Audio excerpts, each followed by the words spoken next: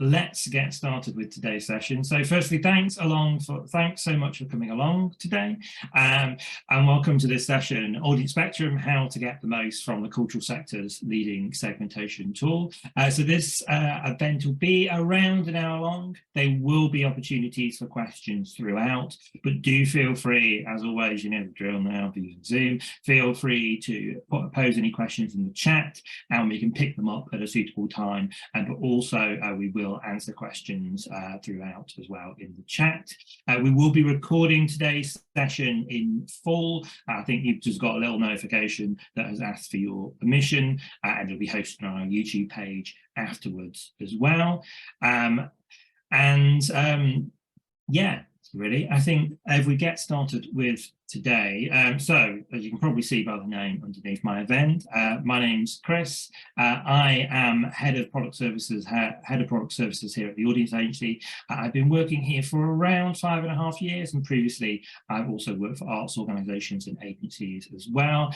I am male with a beard, and I'm wearing a green and brown and actually several other colours checked shirt. Also presenting with me today are my colleagues, both Ben and Megan. If I could hand over to yourself firstly, Ben.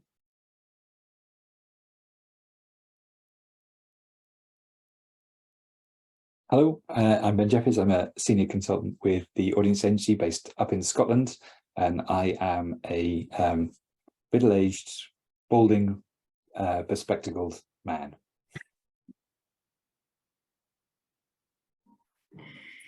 And to you, Megan. Hello, hi everyone. My name's Megan. I am a white woman with shoulder-length dark brown hair, and I'm wearing a green top. Based in Manchester, so we've got a nice geographic spread of north, south and Scotland today in the room. It's really lovely to see you all. And yeah, my role at the Audience Agency is really all about helping people get set up collecting data with their audiences, and then equally importantly, kind of putting that into practice. So hopefully today you have some good actionable things you can take away from the session. Great. Back to you, Chris. Great. Also, kudos, you did a much better audio description, both of you, than I did from that point of view. So a little bit on today's session. So as I mentioned, we've got an hour to play with from that sort of point of view, and we're just going to do a little bit of content here. Obviously, firstly, looking at a little bit of an introduction or / reintroduction, because I know quite a few of you on the call today know Audience Spectrum quite well, looking to a little bit of what's new around what we're doing around the segmentation otherwise as well, and feeding onto a little bit more content about getting the most from Audience Spectrum, and also at the end of the session a little bit for those of you who are a little bit new to start and sort of help to get started really. But as I mentioned, there'll be time for questions, and do put any questions in the chat as we go along. The slides are also available after the session, as always. And for those of you that are slightly new to Audience Agency events, it might be a first, of course, and don't know us already, we are the Audience Agency. We're an audience insight agency operating across the UK and internationally. We're a charity and non-profit organisation, and we were founded originally back in 2012. And we do a lot of different things. A lot of people from the arts organisation side I do know is very much for Audience Spectrum, and also for Audience Answers, which is a successor to the Audience Finder data tools across the UK. We also do a lot across policy research and also audience development services, of course, with arts organisations. We're regularly funded by the Arts Council of Wales and Creative Scotland, and we were funded as a sector support organisation for the last 10 or so years via ACE. Moving out a little bit more on today, so of course we are an online event. So we do have a quick Menti question for you all today. So if you would like to pull out your phones, or indeed open another tab on your browser, if you're using Zoom on a browser today, there's a quick question here, which is just to sort of gauge a little bit in the room and also help some of how we're going to present the session today, which is almost which of the following statements do represent your knowledge of Audience Spectrum. Again, it's completely anonymous. We're not going to be recording using them in that sort of point of view, but if you would like to have a quick go at this, again, use your phone or create a little tab, and just if you enter that code there, H1551670. Let me read it right. Then we can have a quick look at those in there. Also now, if I strategically try and swap over and share screen, so we can have a look at what they're coming in as well. Thank you so much for those of you that I can see. You are presenting. So we have quite a few people that are newbies, 7 people that it's brand new to them today, but also similarly just as many people that do know quite a bit about Audit Spectrum already, both the basics and some good knowledgeable users already from that kind of point of view. Always good to see. There we go. It's equaling up from the newbies to the basics. No. Okay, well, keep those coming in if you're let to sort of respond already. Don't worry, there's only one Menti question today from that kind of point of view.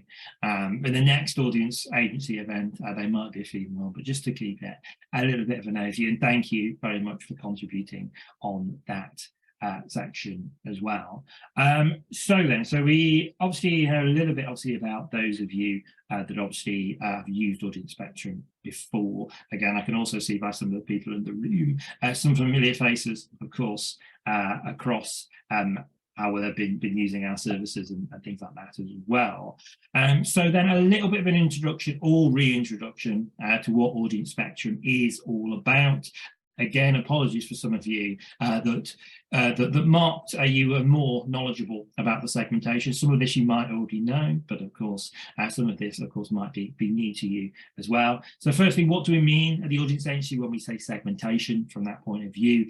Probably the easiest way we like to describe it is using this quote from McDonald and Dunbar. So it's simply the process of splitting customers or potential customers into different groups within which within they have the same or similar requirements from that point of view. Of course, segmentation can mean quite a lot of different things across the cultural sector in 2021, but this is 2021, 2023, it's not even the right year. So across nowadays, but obviously this is sort of what we're just thinking about when we refer to the term. Across the bottom, of course, there is different types of segmentations. I'm sure many of you have used lots of different types of ways to segment your audiences, as of we as well. And obviously Audit Spectrum is one of those ways which hopefully can help you do that as well. Audit Spectrum itself, so what it is, very simply, it's a arts audience segmentation that is designed to profile an individual on their potential engagement attributes to the arts.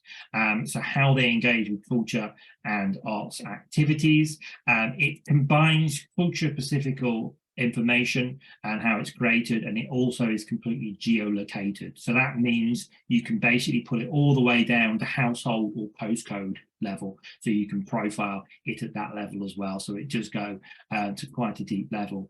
It consists of 10 core segments that we'll see in a second, along with an additional 20 subsegments. So each core segment has 2 subsegments to be able to break that down further. You might not always need to use the subsegments, but they are always available to help organisations get a little bit deeper.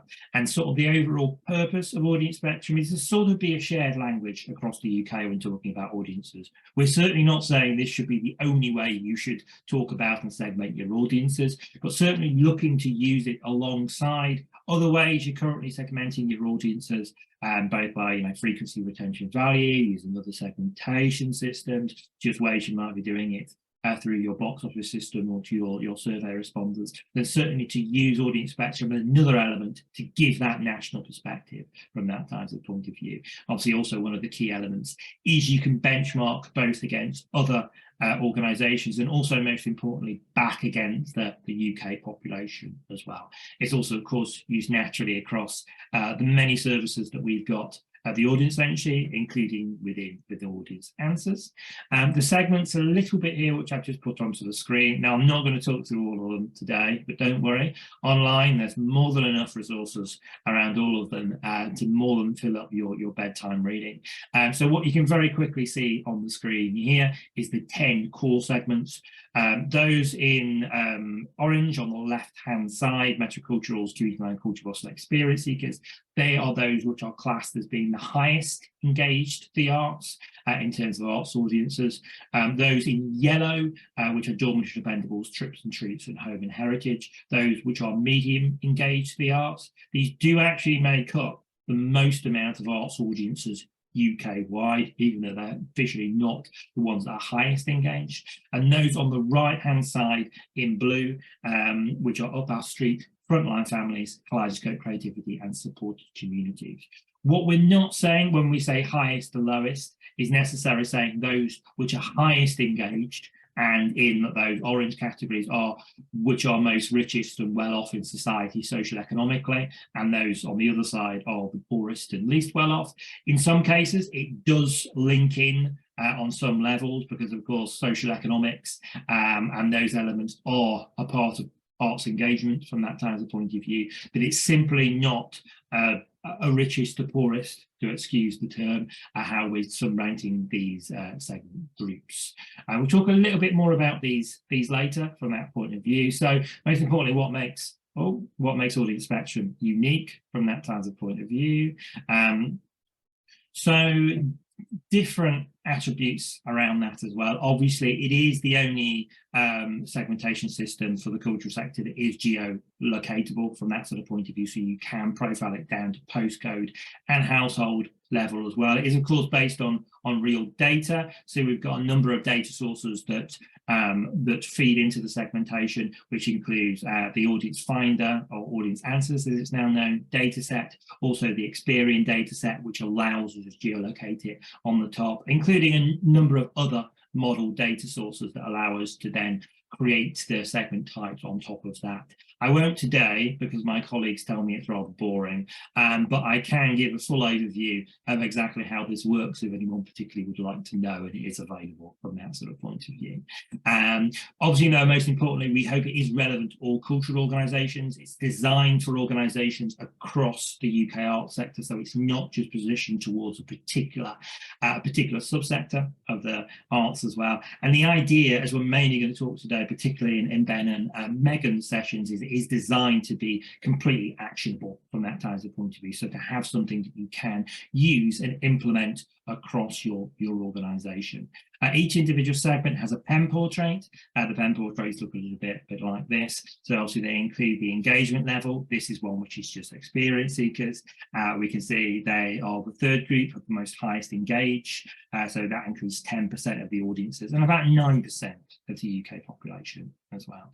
But these are available online. And lastly, just a little bit just of the national picture through audience spectrum. Again, these profiles are available online for you to have a little bit of a look at. This graph here is looking at the population. So as we can see here, this is the London population. I know a few of you are from London, though of course not everyone, against what the UK population looks like as well. So those on the left-hand side in red are London, right-hand side in grey are the UK. So we can see certainly London is much more highly indexing on metroculturals and also experience seekers and also kaleidoscope creativity as well against the UK. But similarly on some of these medium engaged groups, dormitory dependables, trips and treats particularly, it is much lower against the UK population. But just a little bit of a snapshot to sort of see how that's modelled out. But each individual region, and of course you can break it all the way down to local authority or postal sector as well, can be broken down and profiled by audience spectrum. So that's a little bit of an overview of just what it is. Again, lots more about how it's built to all of the actual individual area information is available online. A little bit though just on what's new around the segmentation. So some of you some of you guys who have been working and following the audience agency for a little while know that the subsegments were released last year from that point of view, basically to help give organisations more clarity at a more detailed level on a segment level, particularly those of you who had audiences in particularly dense urban areas such as London and Manchester and things like that as well, to be able to break that information down a little bit more detailed as well. So each individual core segment has a as two subsegments across it. So, for example, community line culture buffs, it has a C1 and a C2 demographics that pull around as well. Very practically, how that looks like on an overview. Again, I'm not going to talk through all these now, but if we take community line culture buffs as an example, we can see there this is broken down into two subsegments. C1, which is more of the slightly more affluent-based families, also mainly older families as well, living around the edges of urban areas, large cities particularly as well. Very much they are commuting, but they are also quite family-based.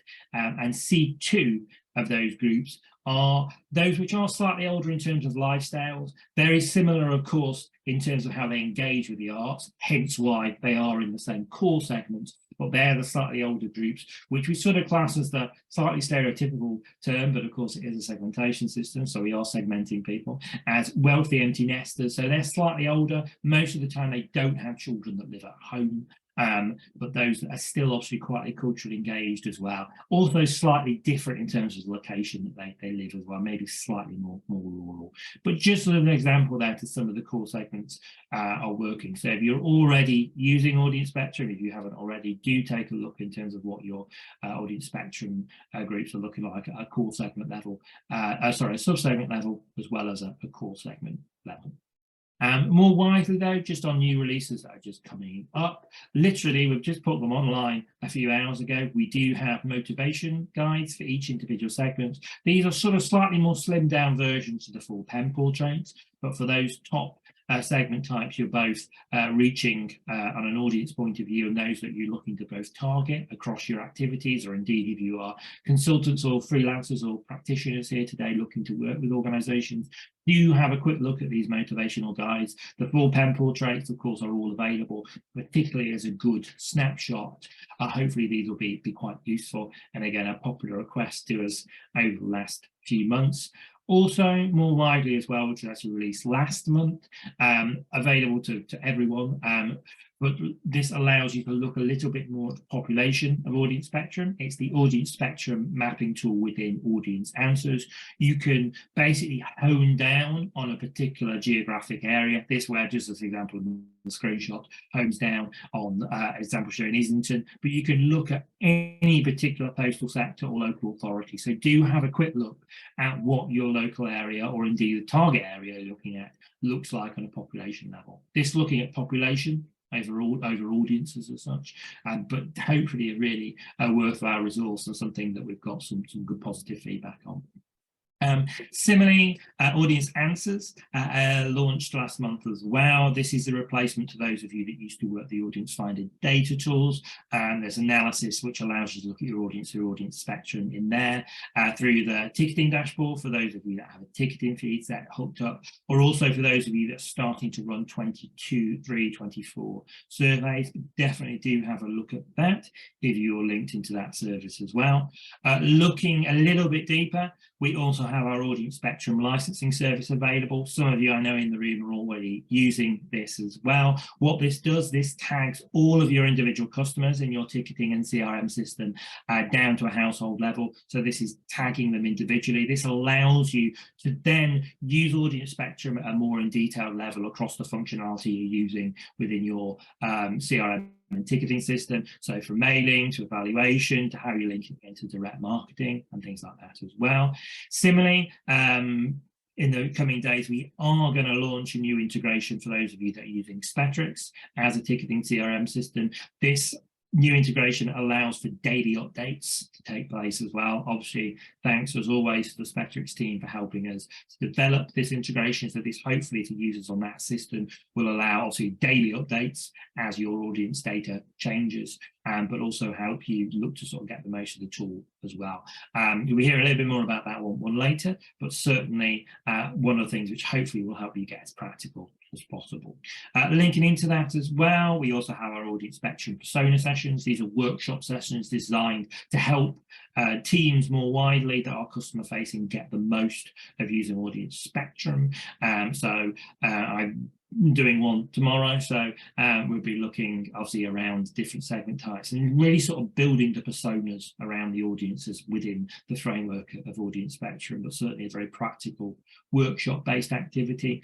And obviously a little bit finally just also how this works across our evidence and research activity as well. This is just one quick screenshot using an audience spectrum capacity from the Cultural Population Monitor. This is our longitudinal population study. It's been running since just after, running since summer 2020. And this attribute here is just looking at results around late booking. So this just shows a little bit around what the late booking practices look like through audience spectrum. So 4 out of 10 say they are booking later from that sort of point of view. As we can see there, this pulls a little bit higher to some of those groups which are actually booking later. Of course, we could do a full session on the Cultural Population Monitor, and there is one in a few weeks as part of our tea break series, so I won't mention too much about that here, but just another way of how we're ongoingly using audience spectrum. And similarly, obviously, some of this has been a little bit available for a while, but we also do have our standalone audience spectrum profile reports, and they're also included across our audience, our population reports as well, for those of you looking to profile external data. And we also have a number of events coming up later on in the year. We do have an audience spectrum workshop series, which is coming in person across the UK this autumn, and also a series that Ben is leading on up in Scotland. Our Data 4 series across Scotland is also returning in September as well, which will include audience spectrum. Obviously, make sure you sign to our newsletters for some of those. And similarly, on that Spectrix integration that I mentioned, we are looking to do that with other ticketing providers that are also contributing data to audience answers. So for some of you that aren't on that particular system, but on others, hopefully we'll be able to link that in soon. But the service on a manual capacity, so through manual updates, is available to all ticketed organisations right now. Obviously, just the integration just improves the regularity and also the ease of users as well. So that's just a little bit on just where so far. I'm slightly behind our scheduled time, but if there's any particular questions or otherwise in the chat, we could very quickly take them now.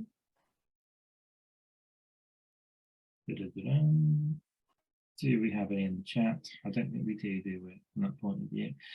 Okay, so if that all sounds good as the first section, I think I'll hand over to Ben now just to have a little bit more. But again, do feel free to put any of those things in the chat coming, and we'll look to answer them as they go along.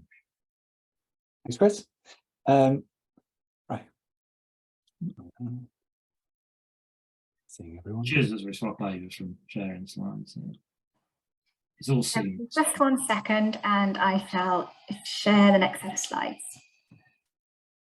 Try and race through. Here we go.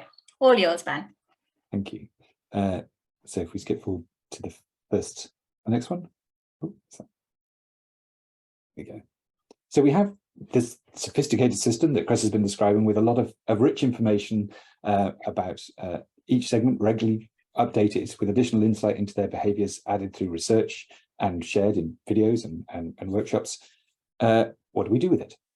Well, I know from your quiz at the start that many of you are already using audience spectrum in audience development planning and day-to-day marketing activities, or already have ideas about how it might be helpful. And hopefully we can talk through some of those at the end, because new ideas and new approaches come up all the time with clients we work with.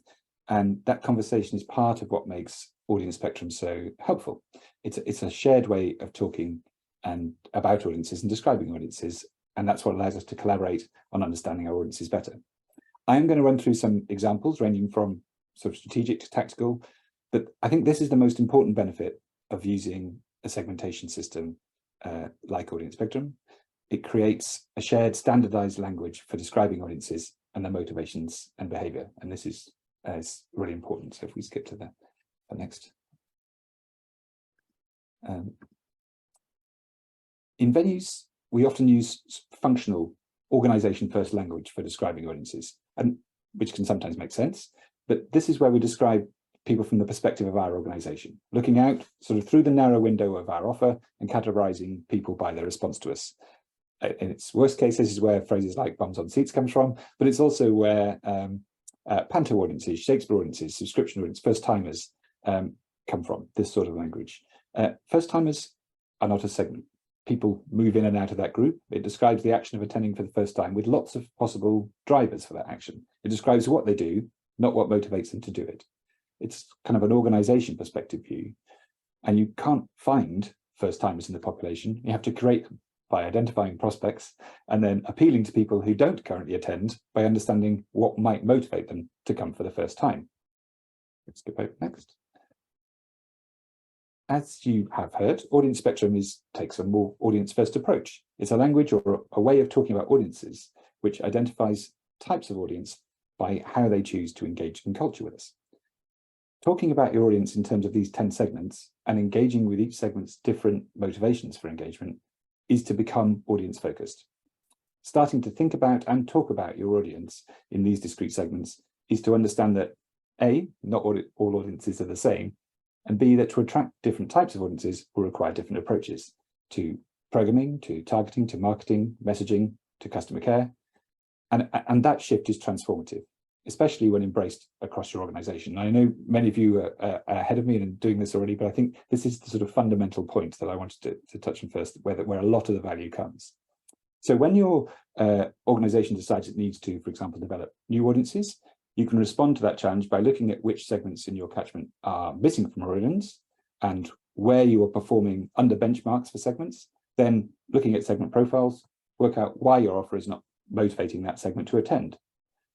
So depending on your specific data in your venue and what it's telling you about your segment engagement, you might respond to the ambition for new audiences by saying, well, the largest untapped audience in our catchment is dormitory dependables. They make up 18% of our population of our catchment, the single largest segment, but constitute only 9% of our audience, whereas they seem to make up 13% of the audience of our peers. So it looks like there's potential for growth here. Looking at their segment profile, their main draw is more commercial product. So I think we might need to work with programming to come up with season elements with broader appeal to achieve these goals of introducing more people from this segment to our venue. Or with a different set of data, you might come to the conclusion that our largest segment is Cubicland culture buffs. And there are actually plenty of untapped people in this segment in our catchment. The potential for new audiences similar to those who are already attending is high. So I think in that case, awareness might be a key issue. And then you might test some increased spend on campaigns in those postcode areas where they live and monitor impact to see, you're likely to see return on that investment. Then you can go away and look at your segment profile and work out how best to tailor your message to appeal to that target segment.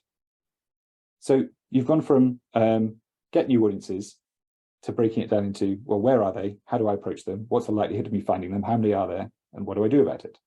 Now, you and your audience or organization are having a much richer conversation about audiences. Audience spectrum won't always tell you the answer. There'll be multiple approaches, of course, as ever, to achieving your goals. But now you're all talking realistically about audiences with a greater understanding of how they behave in your area, what potential exists, and how you might go about achieving your goals by better addressing their motivations and needs. So moving on, we've got to have this shared language, this holy grail of that leads. You need a dictionary. We have, as Chris was saying, profiles of each segment on our website, and are just about to publish, or have actually just published. I'm behind the times. 20 minutes ago.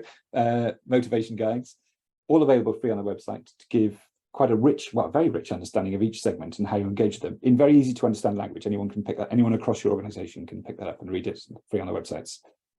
So that's the sort of dictionary. You understand it describes the terms you're using. Then you have to talk the language, which we start to get into now, some of the practical uses. So moving on. A language gets adopted through use. So those benefits of a shared sense come from people using that language. And it often starts in marketing teams or with people like yourselves who are interested in understanding your audiences better.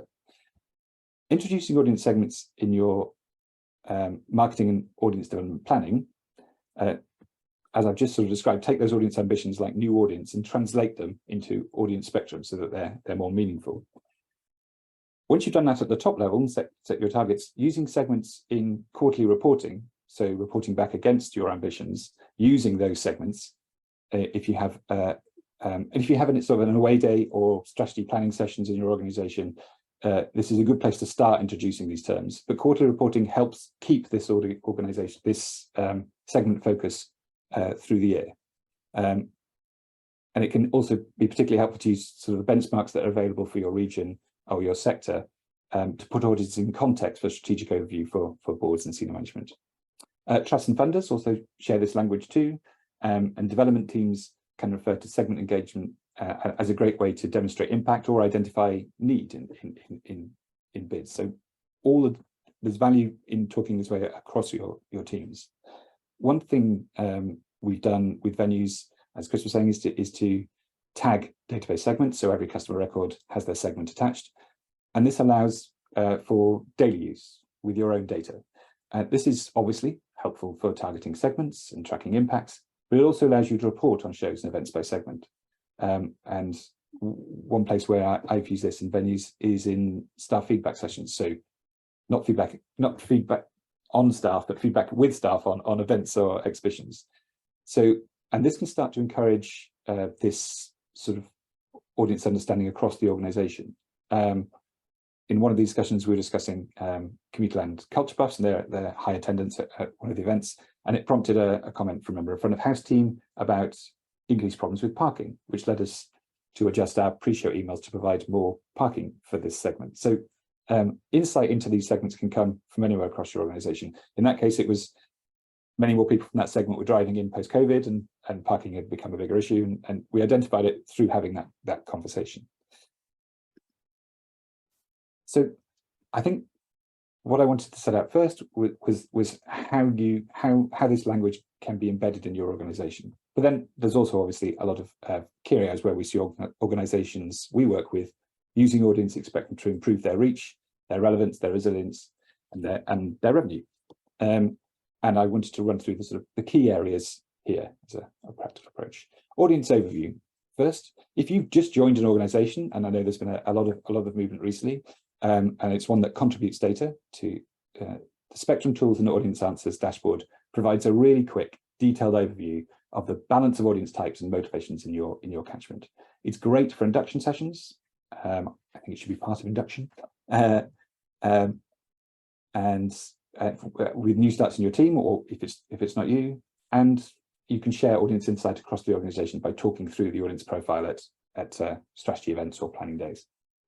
Which moves on to strategic planning. If you're working on an audience development strategy now, a lot of your situational analysis for audience is there for free to access in the Audience Answers portal, with maps and charts showing the balance of spectrum types in your region and your organization's data if you contribute data.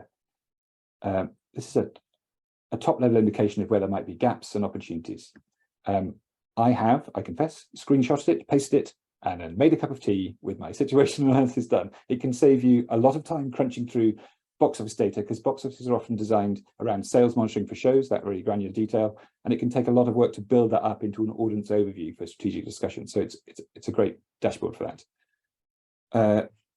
As you move into that, you'll find every organization will have key segments, different for every organization, possibly the highest attending segments, but also perhaps the least. These might be your audience development targets where there are gaps. Finding these segments gives your marketing and audience development efforts focus. You can also use Audience Spectrum as a basis for developing personas, and we talked about sort of workshops that can help you do that. That can be very important in really getting your teams to get to grips with what those segments mean in your area. There's also audience development planning videos online, and we're always open to support calls with questions, and there's consultants there to help. I've just been working with marketing teams in Aberdeen to create a bespoke view of their audience spectrum segments, the ones that matter to them, pulling out the ones that really matter to them, and really diving deep into how they reach them and setting targets for them across their 5-year audience development plan, which we're building now.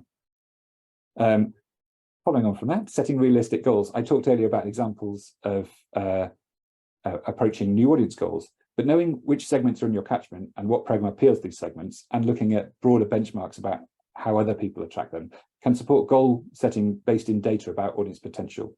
I think it's particularly important now because we're used to setting goals looking backwards, and looking backwards, you just look into the pit of COVID, and it can be quite difficult to get a sense of where you are now.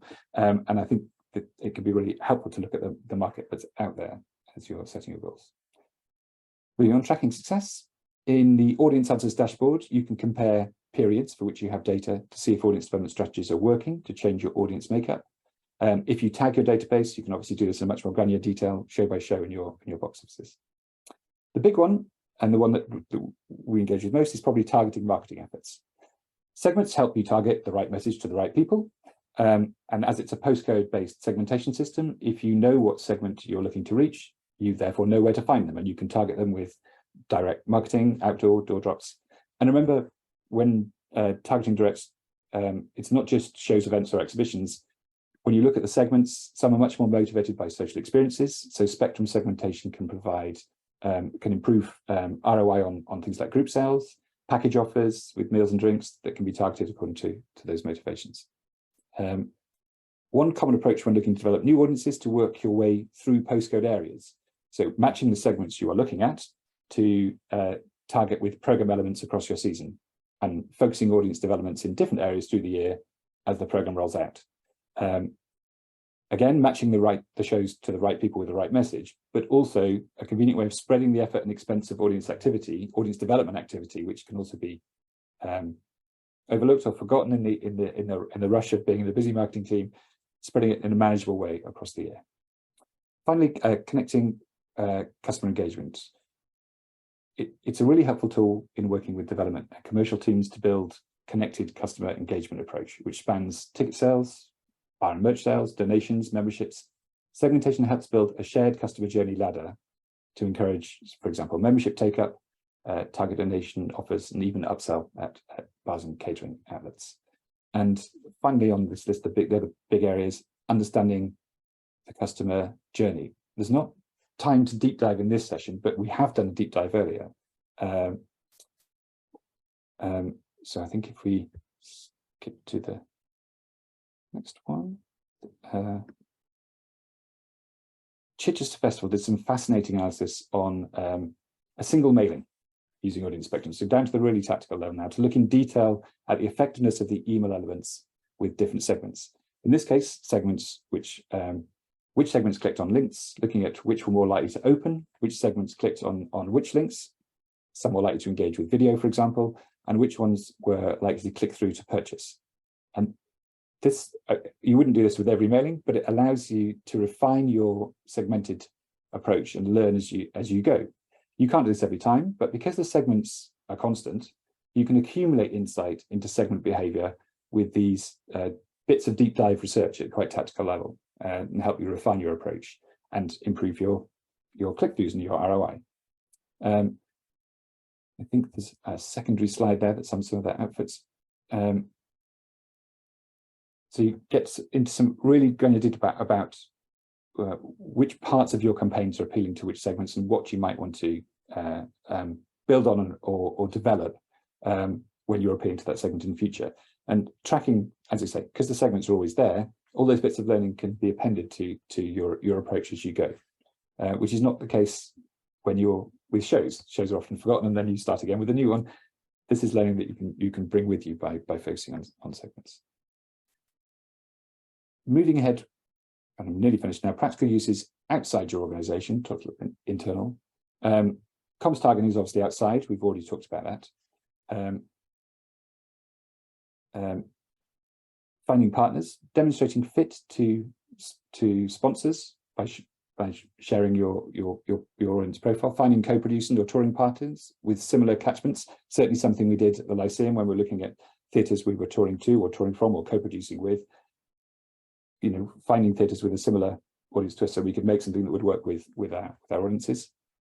Demonstrating fit, sorry, done that. Reporting to funders as well. Funders use the segment descriptors and they're useful to them, and you can use them in your evaluations and pitches to those who might want to support your work or to demonstrate impact of the work you've done by looking at how you've changed your audience makeup.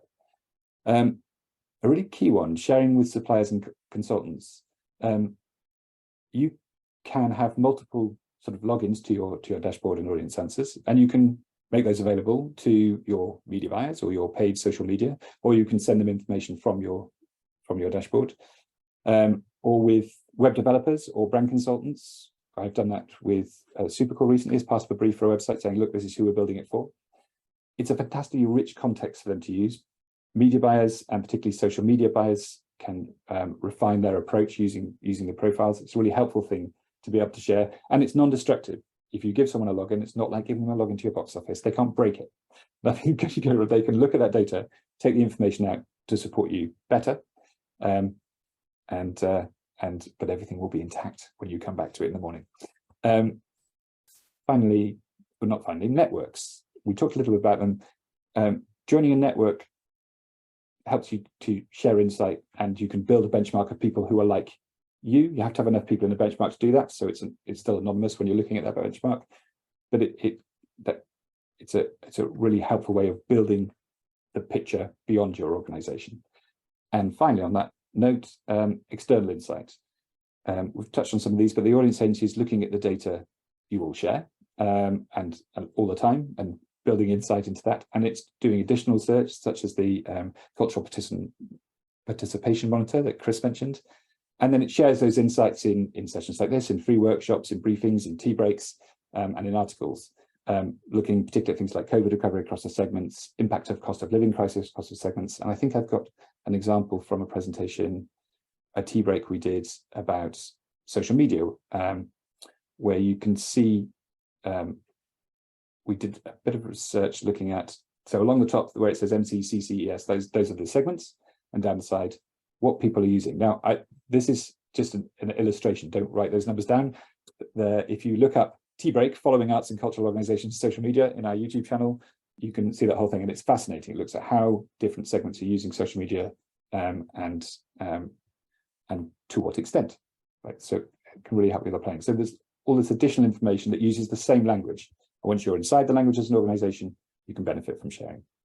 Hopefully I haven't overrun too far, but I will, if there's time for any questions, happy to do so. I can see some chat. Yeah, no, I was going to say thanks so much to the couple of questions that come in. Thanks to Katie for asking a question just regarding how the audience spectrum automation works, which I just added in there as well, and also put in the second comment as well. Also, just as we've mentioned it a few times, also as Ben pointed out on the cultural participation monitor, I also just included a link back in the chat if anyone's interested to see some of the latest insights from it. That's from the last wave that was published back in March. There's going to be the next wave, which is wave number 9, or the 9th edition of it, that I believe will be published next month from that TASA point of view. And obviously that will continue on looking at individual themes around cultural engagement. But if there's any more questions that anyone wants to add, then do mention them now, or indeed pop them in the chat, and we can roll it move forward. Gone quiet. So that maybe is a good time to pass on to Megan for the last short segment of the event. Thanks, Chris. Thanks, Ben. Yeah, feel free to ask any questions in the chat as you go. It's absolutely fine. Cool. So this kind of last little section here, you know, we've had hopefully quite a lot of information there that was useful, valuable, it gets you thinking about some practical applications. If you're anything like me, back in the days when I worked in a venue or an arts organisation, you go to lots of events like this and your head would start going, oh yes, all these great things we could do. But sometimes the bit that was missing was what's the really practical thing I can do right now? What's the thing I can literally do this afternoon to start putting some of this stuff into action? So this last few minutes, we'll just touch on some really actionable, easy, quick wins that hopefully you can do this afternoon if you have time, but are hopefully available to all. If I get this moved on, there we go. So if you're sat there thinking this all sounds wonderful, however, I've never looked at audience answers, I don't know what you're talking about, I don't know how to get access, how do I start finding out about what my audience looks like by audience spectrum type, or what my local area looks like by audience spectrum type? Just a quick little primer here on your kind of next steps.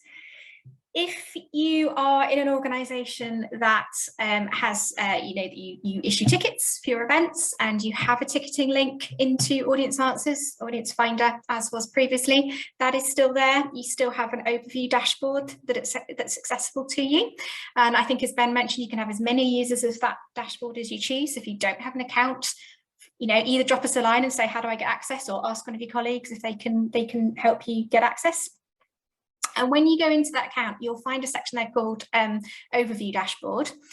Should note that Answers is very much in development, and we're very much looking to add new features as we go. So please do talk to us about things that you find useful, or would find useful, or would like to see us adding in there. We're very happy to take those suggestions on board.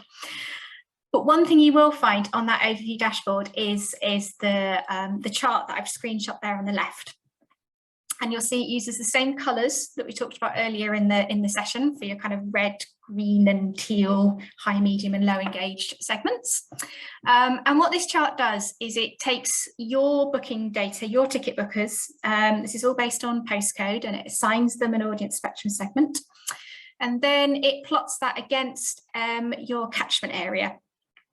So in the little screenshot there, where you can see this is a hypothetical organisation, it's a test organisation, but you can see, if you can squint at my fairly small image there, I'm afraid, you can see that you've got an organisation there that's got a really high dominance of commuter land culture buffs in its own audience, but the local population, the catchment area, is actually fairly moderate in terms of commuter land culture buffs. So they're over-indexing on the commuter land culture buffs.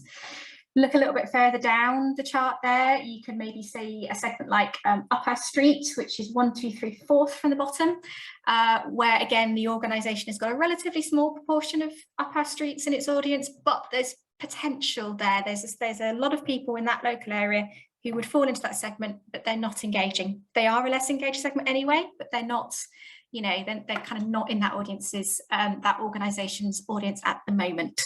This might just give you that starting point for thinking about where your opportunities might be. So definitely recommend going and having a look at that if you haven't already. There's also, I haven't screenshot it on here, but when you're in Audience Answers, you'll find a new section called Sector Data, which is our kind of new home for all of our kind of big picture evidence work that we're doing.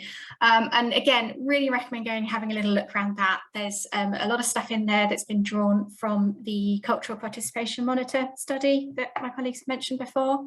There's a lot of insight there into how each of the segments, how their behaviour has changed or is changing. Many segments were affected, every segment was affected in a different way by COVID.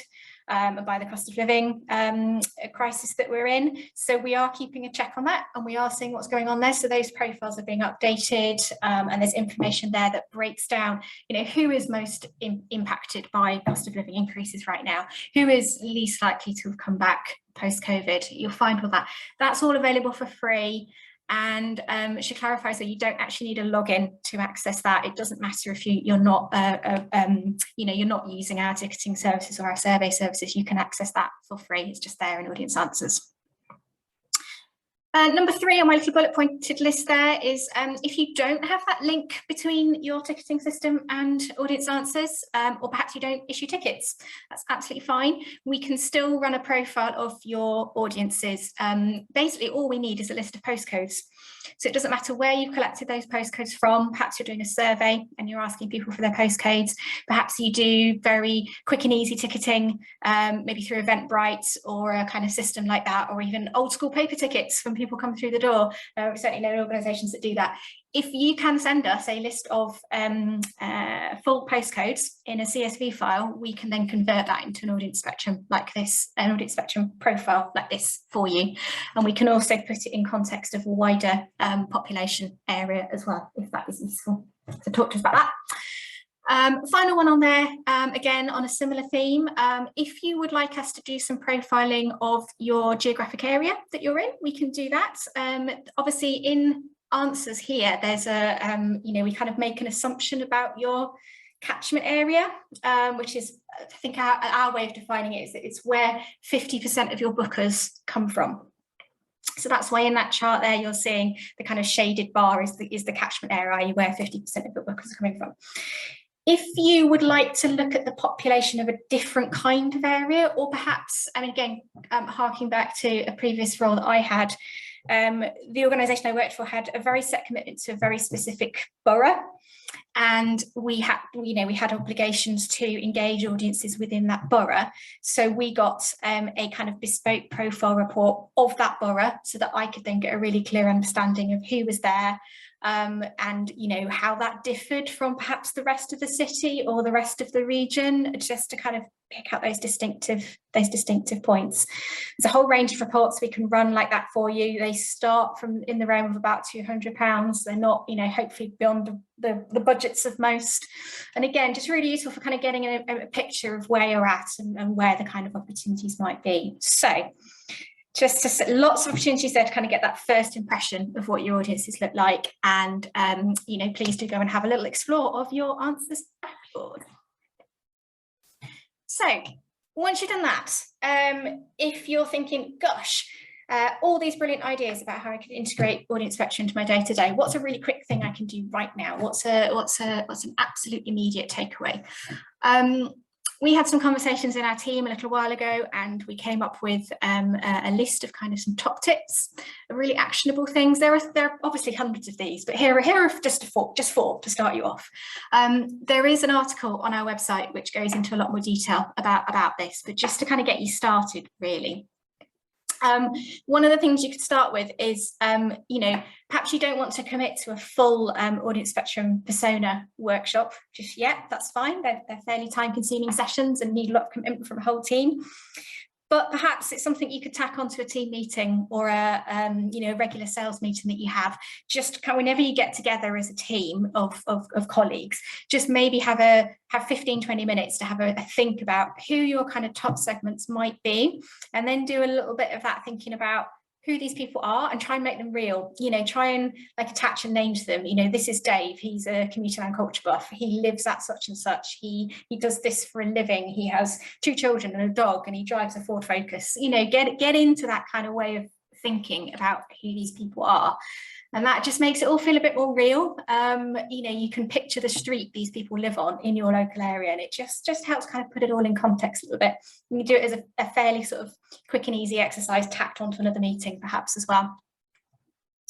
Number 2 might be to have a think about looking for those segments that you're not reaching.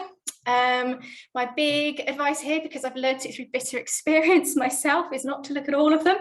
Is to pick one and focus on it. It's very easy to feel, oh gosh, we're not reaching the kaleidoscope creativities and we're not reaching the frontline families. Oh, so much, how are we going to do this? Try and get as narrow and focused as you can. Start with one. Start thinking about whether even that is the right segment to be focusing on. Do you have the right offer for frontline families? Can your program adapt for them, or can it not? In which case, it might not be the right thing to do. But you can start using those profiles to work out what the barriers might be for those segments. So we know that a frontline family is probably very price sensitive, and you'll get that information from those full profiles and those motivation guides we mentioned earlier. So again, if you've got some audience development objectives, this could help you just point in the direction of the ones that might be the slightly easier wins or lower hanging fruit to start with. Number 3, if you're a kind of fairly commercial minded organisation, you might want to use audience spectrum to help you upsell. So each of those segment profiles, again, has some information about the kind of experience that somebody is looking for when they go to a cultural event. Some are looking for the full bells and whistles, big night out. They want dinner and drinks and a programme and a meet the company and all of that. And by identifying that, you can think, well, have we got an opportunity there to upsell to these people?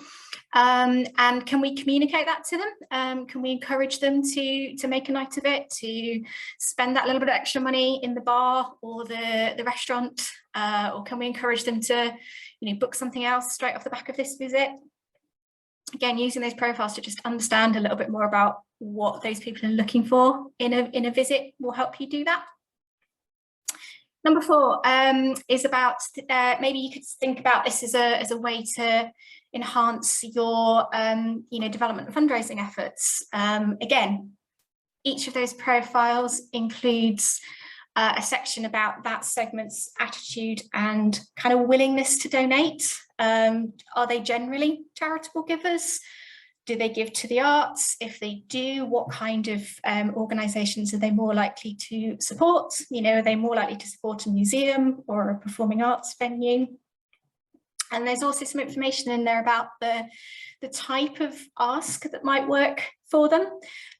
So, for example, thinking about a segment like experience seekers, they are very willing to donate often, but they don't want to make big donations. They will potentially be much more willing to respond to a kind of small ask that doesn't feel too painful to them, you know, an extra £1 on the ticket price or whatever it is. But again, that information in those profiles can just help kind of start you thinking like, is this the right ask for people? You know, if we are talking to experience seekers, perhaps name a seat campaigns or, you know, £500 patronage campaigns aren't the right approach for them, and just kind of get it a little bit more, you know, a bit more thoughtful and tactical, really.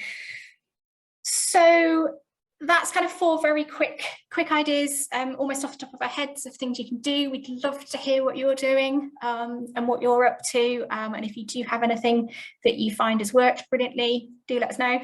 Always up for that. But hopefully that's just, you know, giving you kind of some sort of, you know, some quick takeaways. I should add as well that if you've got any questions about things like getting access to your audience answers dashboard, or, you know, any reports or anything like that, you can always just email us and one of the team will help you out on that. Always available and always willing to help, and we can set up more kind of in-depth coaching type calls and one-to-one calls if you've got particular issues that you want to kind of talk through in a little bit more depth as well. So unless we have questions, I think that's about me. Oh no, I missed networks. Oh, shame on me. I thought we were done. Very, very briefly.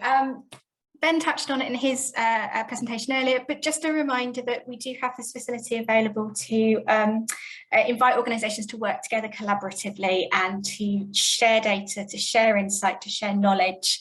And we are very happy to kind of talk to, you know, kind of facilitate those conversations and you know, have those exchanges with you. If a network, either regionally or locally or on a particular art form, whatever it is, might be of benefit and use to you, please do get in touch. So thank you so much for your time today.